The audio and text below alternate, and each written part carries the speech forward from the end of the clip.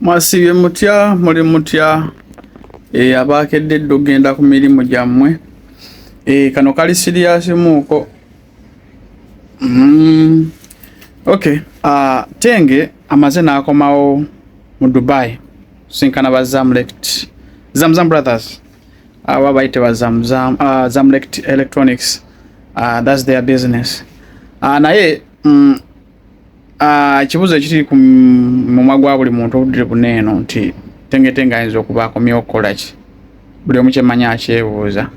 If you come across any video of him getting back with Zamzam Brothers oyinza oba weebuuza ekibuuzo ekyo naye nga kino kinsanyusizza Tenge ali so sharp and is at his age ali so sharp atenga ategera business like in a way nti ku myaka gyolaba aliwo ebintu bimu byakola ng'olabira ddala like ali extraordinary. He's so gifted, he's so talented. Ndabyeko Tenge ng'akola ebintu ebyenjawulo whereby nti mu mbeera eyo ye muntu ali flexible kyonna kyonna ky'oyinza okwagala kukolera akikolera.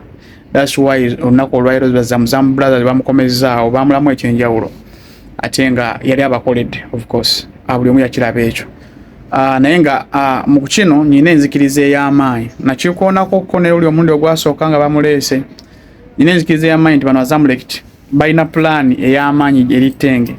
Bano abantu babadde nga batambula mu nsi ez'enjawulo especially mu bintu bya sports ku mupiira tulabalako mu France mu Paris okitegeera so bantu batambuze so nina empulira era nsubira nti bagenda bawe ekyenjawulo balina enteekateeka Tenge bayinza omutwalako mu nsi endala kino nkyogera nkikiririzaamu ate nga nkiwulira bayinza omutambuzaako ko mu nsi ezo bwe kiriba kituuse you remember this that I said something about it.